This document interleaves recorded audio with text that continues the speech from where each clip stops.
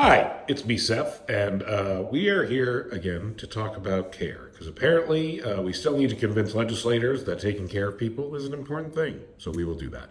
Yes, I mean, caregiving isn't something that we planned doing. We never thought we'd be talking about it as much as we did. No one really does that. But honestly, it's kind of the inevitable human thing to do. My mom was diagnosed with early onset Alzheimer's, and it changed our lives. And ever since then, care has been a very, very consistent part of everything we do. I think until we were a part of the care system, we didn't realize how broken it was in many ways. What surprised me about becoming a caregiver was how much support is needed to be a caregiver. You know, it was a long journey caring for my mom.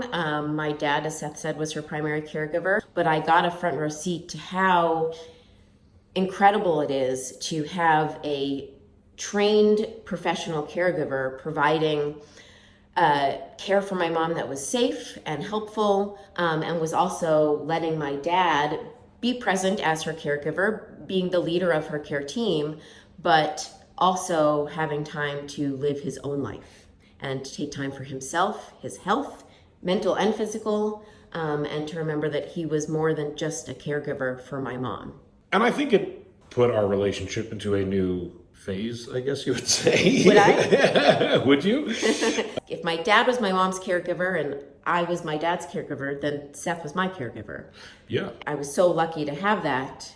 It's not lost on us that we have more resources than many people, and we are in a drastically better financial situation than many people. And that being said, we still found it very difficult. Unfortunately, millions of low-income families, families of people with disabilities, families with people that have older adults in them are facing this struggle every day right now. And that is why it is so unfathomable that federal and state legislatures are making massive cuts to Medicaid as we speak.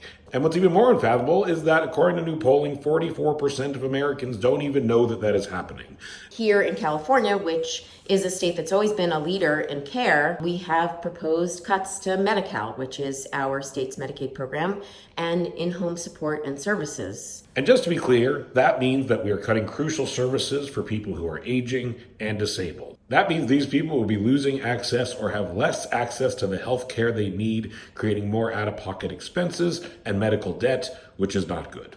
There is a little bit of good news. We're talking about this not just because it's important, but because there's actually something that we can do about it. So the truth is that almost everyone in this country knows or loves someone that relies on Medicaid, even if they don't rely on Medicaid themselves. And we have power together. We need to reject any cuts or changes that would take away care from families that need and deserve it, at the state level and at the federal level. We can protect California's ability to lead on care and not run from that. We need to protect Medi-Cal and in-home support that allow people to live and age with dignity. This is a moment where we either step up or we leave millions of people behind, and California has the chance to lead again, to show the country what care really looks like. It looks like love, it looks like dignity, it looks like people being able to live and age at their home, in their families and communities with agency and joy. So if you've ever cared for someone or needed care yourself, this is personal and it's time to act. Care literally can't wait. It should not be the first thing that's cut. It should be the first thing that is protected.